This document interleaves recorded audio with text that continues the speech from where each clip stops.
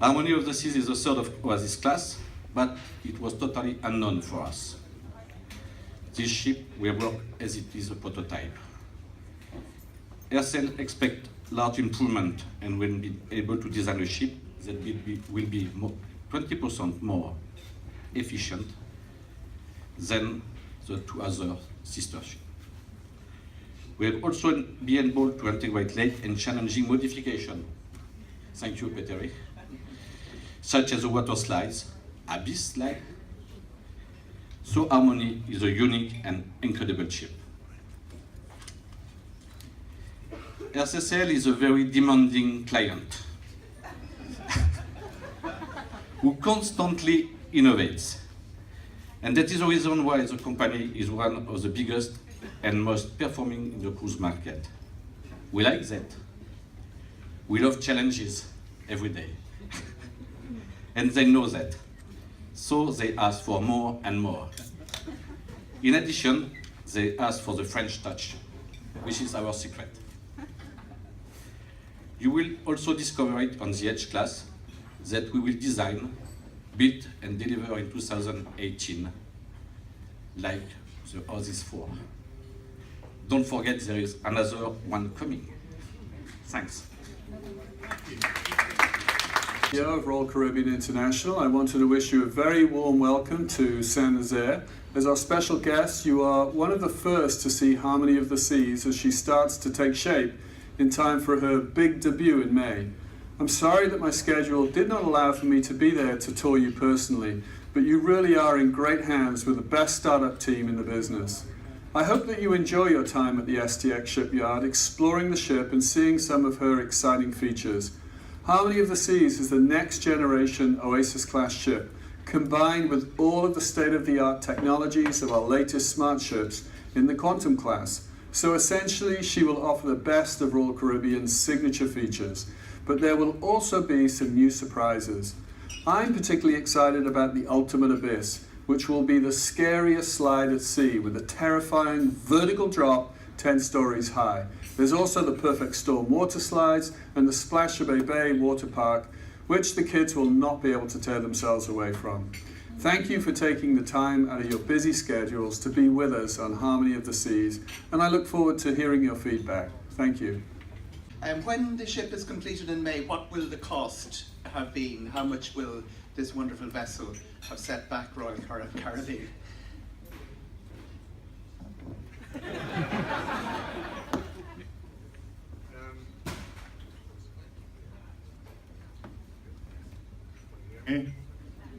That's good, because I cannot give you an answer on that, of course. But the investment is of course considerable, and that's about all I can say. I don't think we have released the exact. I've been in a lot of these press conferences, and I know Richard Fain's standard answer, somewhere north of $1 billion. That's the standard answer. All right, there you go. Any more questions? Yes. Hi, I've got a microphone coming up behind you now. Okay, you mentioned that this ship is going to be 20% more efficient than the previous two Oasis-class ships. What in the world have you done to make things 20% more efficient in what areas? In what areas? So we have worked on a lot of areas. To be honest, when we start the project with Peter, their team, we have some doubts about the result of the energy efficiency improvement. And we start by a target of 10%. That was the first target. We reached the first target, and after we put 15%, and after we put 20% because we are 20% more efficient. Where we work everywhere on all the subjects. So we work on hydrodynamic, on hull form. We have worked also on some equipment. All the equipment are new. They are the new design because there is roughly 10 years in between the design of this ship and the previous ship. We have worked on all the possibilities we have. I don't know if you want to add some more information. Well, like Johnny mentioned, we turned every rock and stone to see where we could find some energy efficiency. Like you mentioned, the biggest savings comes from the hydrodynamic piece. So the hull shape has been redesigned, so it's more efficient in the actual sailing speeds of the ship. We have new kinds of propulsion units which are hydrodynamically more effective. We redesigned the propellers. There's the main engines are of a new type and are more fuel efficient than the predecessor ones. We changed as much as we could to LED lighting everywhere on the ship. We are recovering much more of the waste heat than we recovered earlier. We made the air conditioning more efficient. We implemented a lot of smart systems to control the consumption of electricity, for example, in the galleys and other places. So we really put a lot of effort and money as well into this to make sure that we do not waste any energy when we operate the ship. There's another thing that's very much for the nerds, for the cruise nerds, and the captain's going to explain that. This is very cool. Yeah, it's a system that we call, well, in layman's terms, the bubbles. And it's basically what we pump up small bubbles underneath the ship's hull, and then the hull is sliding smoother onto the water, if you call it that way. So it reduces the friction between the ship's hull and the water. And it has been proven on the last couple of new builds that we did that we do save quite a bit of speed, or we increase the speed, so to speak, and therefore we also make it more efficient and saving fuel. So that is quite a, I could go on and on about that system, but let's leave it to the next questions. Ça, Italie. Une question pour Monsieur Penn. Je voulais vous demander quelle est la plus grande difficulté que vous allez rencontrer dans la construction de ce bateau. The most difficult issue, to be clear, is the size of the ship. It's a very huge ship. We have learned on this ship. We have made some logistics, scaffolding, and so on.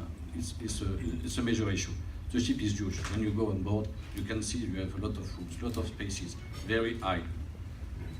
Right? So that's a question mark. That was the most difficult. After we have to face all the difficulties, but the normal difficulties in design that we faced normally. There is not something very special, except some modifications that are coming a little bit late. That's all.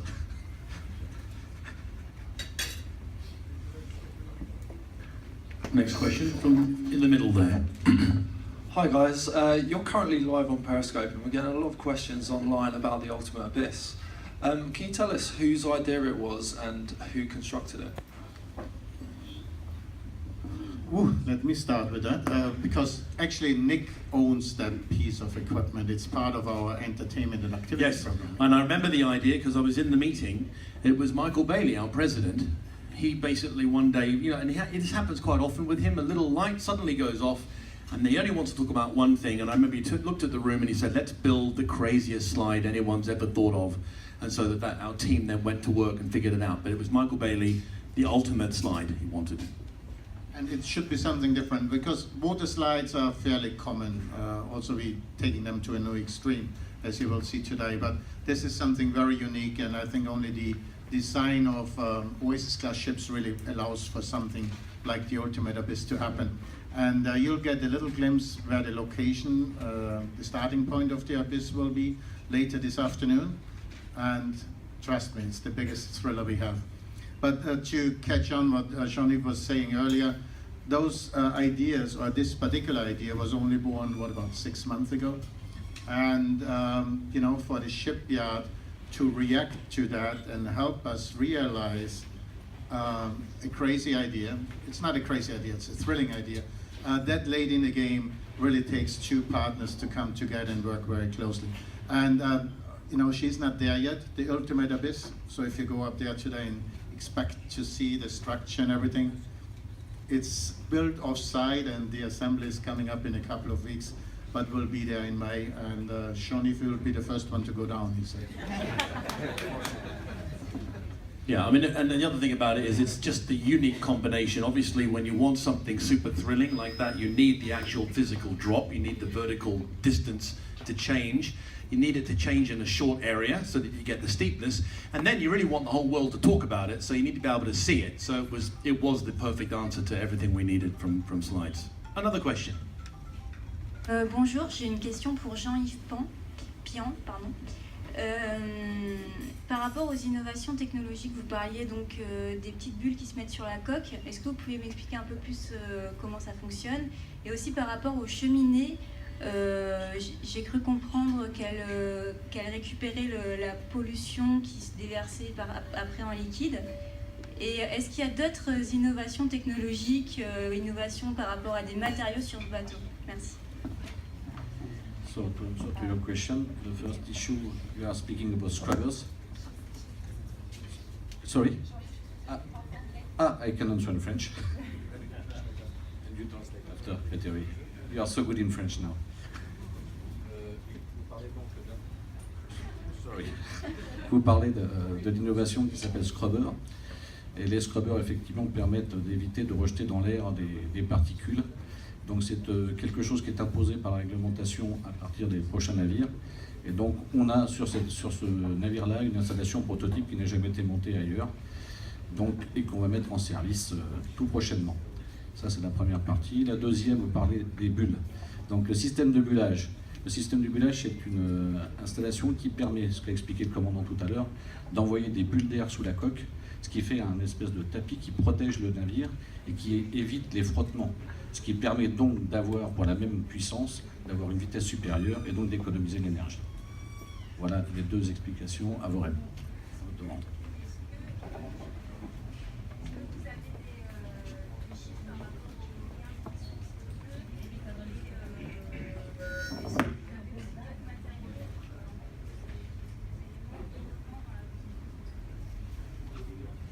Matériaux innovants,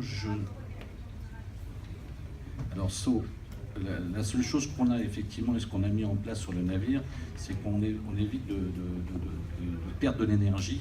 Donc, on a un système de récupération d'énergie à bord du navire qui permet de limiter toutes les pertes qui peuvent se produire normalement. Donc, ça, c'est quelque chose qu'on a monté sur ce navire-là. C'est la première fois que c'est installé à bord d'un navire. Ça fait partie, c'est la troisième grosse innovation. Après, pour le reste, dans chacun des secteurs, on a progressé, on a économisé de l'énergie partout où on a pu. C'est ce qu'on expliquait tout à l'heure, on a mis des LED à la place, etc. On limite la puissance, on limite l'énergie dissipée pour rien, sur tous les systèmes. Jean-Yves, would you mind just very briefly explaining what the question was and what the answer was? Just not quite as long as that, you know. So the question was, what was exactly the information that the captain gave in English just a few minutes ago about the air bubbling system? So I translate for the French people. The second one was explanation what was the innovation on board the ship, and we've discussed about scrubbers, and we discussed about also the heat recovery system that we have on board. That was my main question and what I explained. Thank you. So, Captain, I'm just wondering, would you mind explaining the scrubbers to the audience? The scrubbers, what's that all about in English? Oh. Okay. This seems to be the hot potato. Scrubber is moving. But anyway, so the scrubbers we use on board the ship to clear the sulfur from the exhaust emissions. So basically, the scrubbers, in layman's terms, are these huge. How would I translate it? I mean, they're huge washers. So exactly. So when we have the exhaust duct. Sorry, I'm struggling for words. So the exhaust comes through the exhaust duct into the funnel. There we have this huge school bus-sized silo where the exhaust gases end up, and we have actually several nozzles that spray seawater onto the exhaust gases. And by doing that, there happens a chemical reaction that you need to talk with a chemist about, but there happens a chemical reaction that converts the sulfur into different form. It washes down through dedicated piping and is collected and treated in the machinery spaces, and the air that continues its way outside of the ship is then basically clear of sulfur emissions. And of course the fuel that is generally used worldwide has some sulfur in it, so when you use it to propel yourself in the sea and during the combustion process you do end up getting sulfur in the exhaust, and the current regulations require that it gets washed away, the sulfur, and no sulfur escapes then into the air anymore. Next question. Oh, in the middle. Hello. That's it. Ooh. Okay, a couple of questions actually.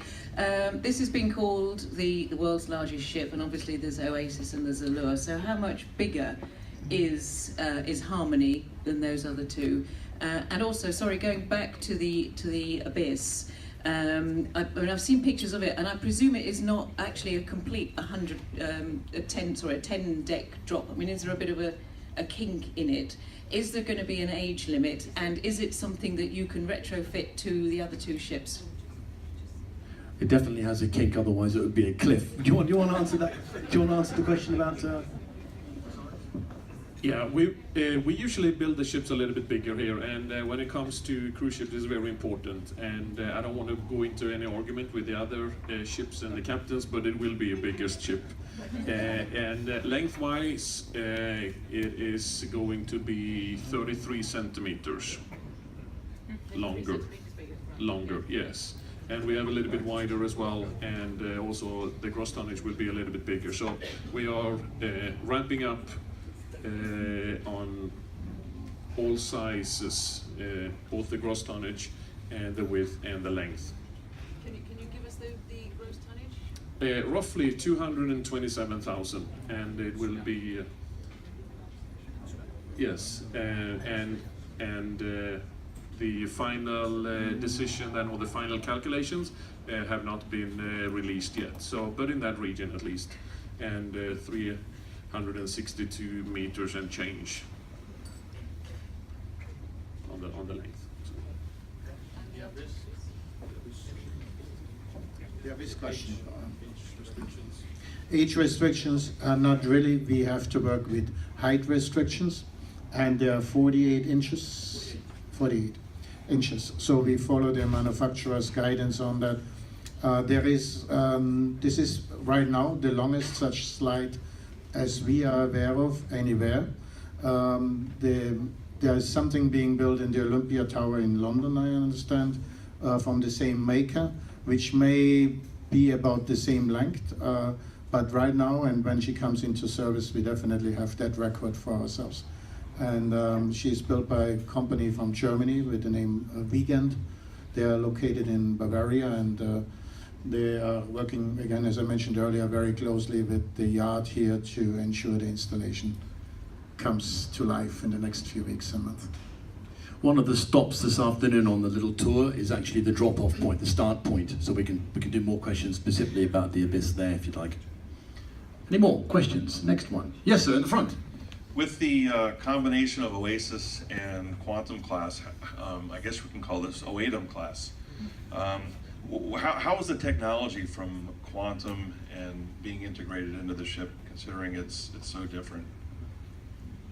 Well, there's some of the guest-facing technology elements. One is certainly WOM, or we use O3B, which is our satellite communication, the fastest internet and most reliable internet on the high seas.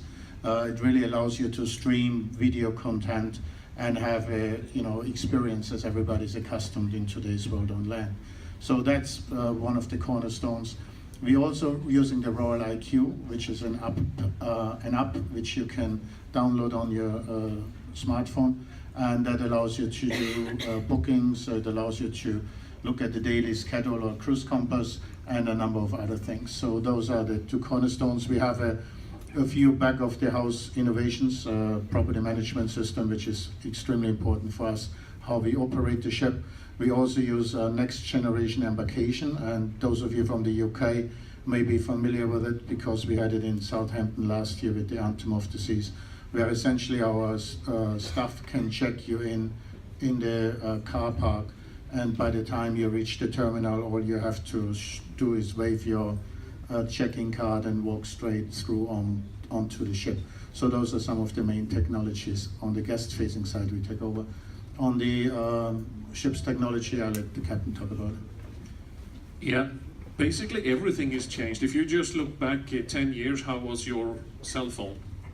And that technology doesn't really exist anymore. Everything has developed, from the HVAC systems to the key system to the check-in to the engines. We have a new set of engines because those engines, they don't make those anymore. And also, of course, on the bridge, we have new equipment up on the bridge as well. So it's basically everything, really, when it comes to technology. Huge new things on the entertainment side when it comes to sound and light, and visual effects and everything. So there's a lot of things that is changing, you know, from a year to year to year, and now we're looking at 10 years ago since the Oasis class was first designed. So there's a lot of changes.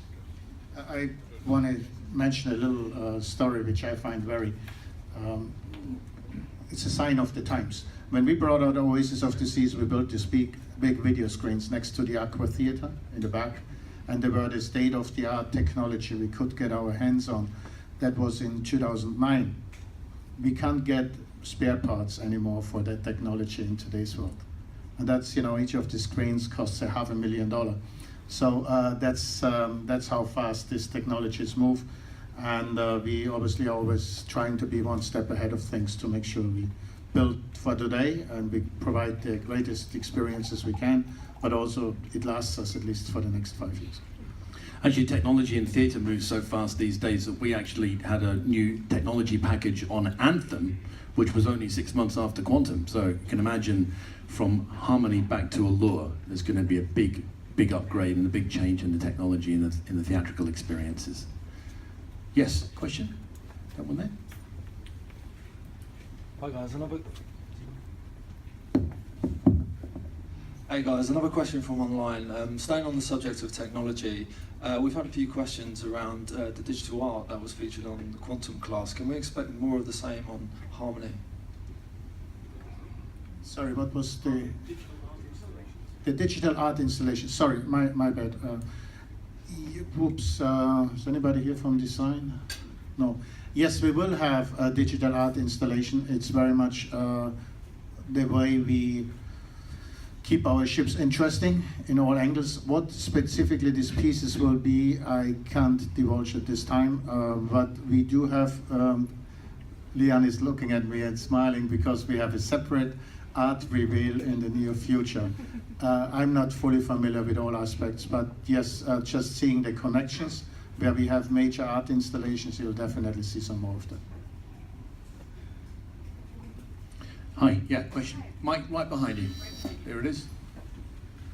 Were there any major comments or requests made by travel agents or clients on the ship that you guys have used to improve the ships? Did any of the new features come from a client or a travel agent request? That's the basis of our innovations, really. We go constantly out, we listen very carefully what our guests and the trade and the business tells us, and we also see what the rest of the world is doing. I think the Abyss is definitely something to provide an additional thrill. The industry itself has gravitated more and more towards installations which could provide activity or thrills. On the entertainment side, we picked up Broadway-style productions, and I'm sure Nick can tell you a little bit more how he goes about getting those kind of productions to work on board the ship. Yeah, well, you know, obviously with Quantum class, 270 was a big part of the packaging of the entertainment with the technology we had in there.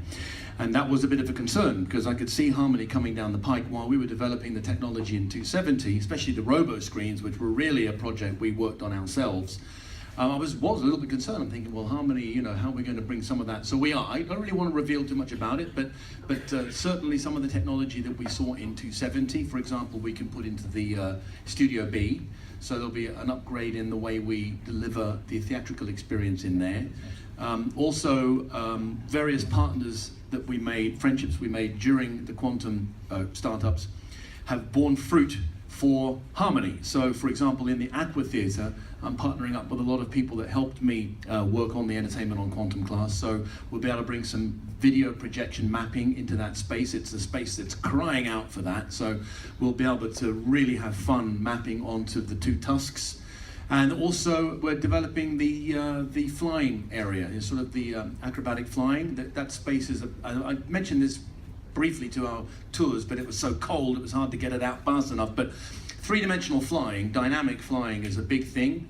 You see it a lot in sports events in this country with things like the Super Bowl. There's a camera that is on 4 or 6 cables and it's able to seem to be able to get anywhere. You can put it down the back of the shirt of a player and then pull it out. That's 3D flying, and you can actually put a human instead of the camera. So we'll be able to flying artists throughout the entire volume above and around the Aqua Theatre. So that's going to be very special indeed, and it's never been done before. So right now we've actually, in fact, the people that are building that for me are on board right now, and I'll be meeting with them this afternoon. So I think the entertainment, but you know, one of the things we know about the Oasis class is that the entertainment package is already great, so we don't want to mess with it too much. We just want to give it a little bit of a lift in some of the areas, and technology is one of them. There's a couple more things, obviously, which our guests constantly let us know. One of them is food and beverage, and we're working on several culinary concepts. We have our Vice President of Food and Beverage Operations in the room, John Sally. So John, do you want to say a little bit about what we're doing on the culinary side? It's nice to be invited as a guest. So for food and beverage for Oasis, we actually have, and I was actually hosting 4 groups earlier, which was really really fun. We're gonna have in the old Champagne bar, we're gonna have the Bionic bar. So the Bionic bar, which we have on Anthem and Quantum. So if you think about that space when you come out, it's a very high energetic space. So we'll be able to have those 2 robots there mixing cocktails, and we'll have the the DJ there to create some type of energy. And then after the successful launch of Anthem and Quantum, in the old Giovanni space, we're actually going to put Jamie Oliver there. So Jamie's Italian, which is now on Anthem and Quantum, which is very successful and doing extremely well. We're going to have that in there. We're also going to have Chops, as we have throughout the fleet, but we're having a lot of new additions there. The main dining room is my big baby. That's my big project after coming over 7 months in this role. But the main dining room, the 3 different decks, and as we know, I'm sure we'll get these questions now, but I'll go ahead and just answer it for you. But on Quantum and Anthem, we have dynamic dining. So dynamic dining is built for more of that class with the technology, but for the Oasis class, we'll still have the 3 decks. We'll have a rotational menu, but we'll have a new menu with new offerings. Windjammer is another big thing that's close to my heart. I mean, obviously a lot of our guests visit Windjammer for breakfast, lunch, dinner, and the afternoon snacks. So those are some of the highlights. And then we also have, I couldn't forget, we also have Wonderland. Which is actually an amazing new space because it's a double level space. So finally we came up with a restaurant with a double level space with a proper bar at the top, and you enter through a staircase from the top to the bottom. But when you walk the ship, and I'm sure you guys will take a tour of the ship, really have a look and focus on the space Wonderland because it's a beautiful space.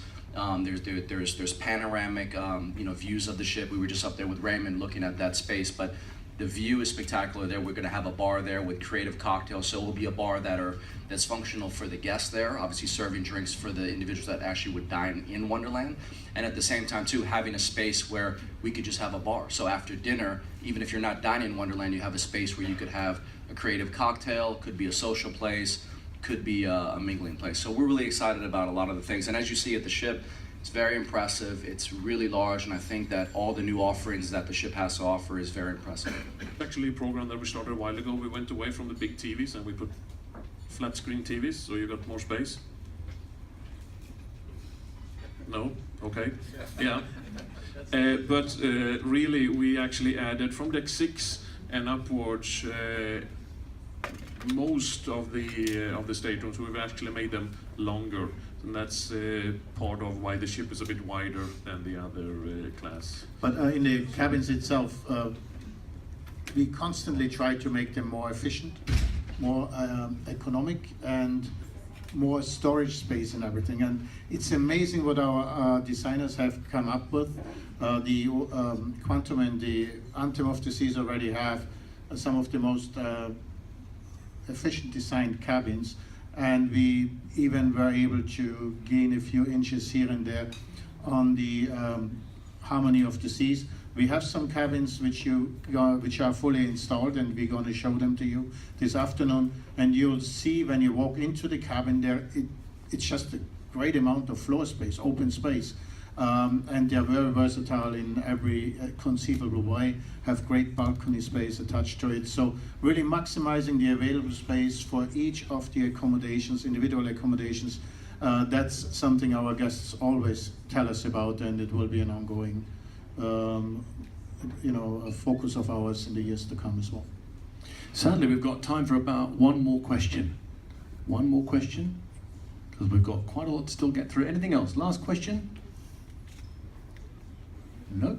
That's great. Perfect. Okay. We have one in the back of the room there. So. Oh, hello. Yes. Hi.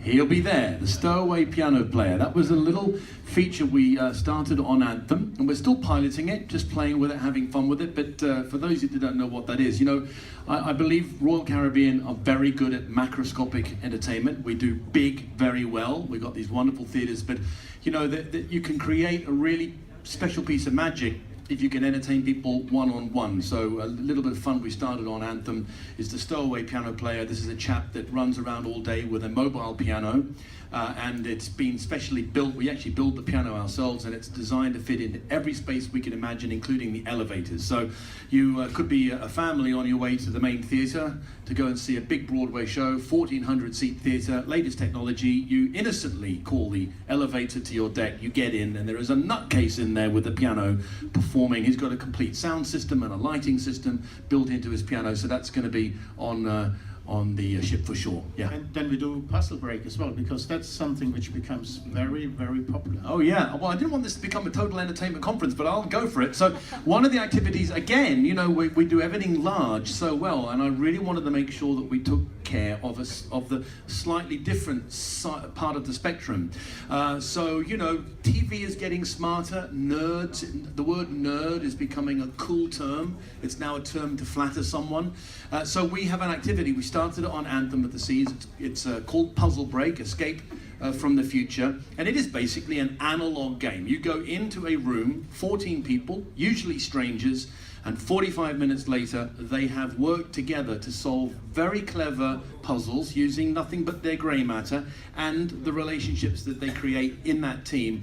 And they become lifelong friends. It's changing people's lives. The feedback from it's fantastic. So, being Royal Caribbean, when an idea comes along that we like, we're very quick to jump on it and fund it. So we have a dedicated space on Harmony for Puzzle Break. We're building a set in there. We've actually gone to some set designers from LA who have actually just designed Beyonce's next tour. They also do a lot of television, and they are building a custom space for you to escape from. And it's really great fun. So we're very proud of that. It's really been a hit, hasn't it? It sells out every cruise. So we'll definitely be the first ship ever to have a space dedicated to that.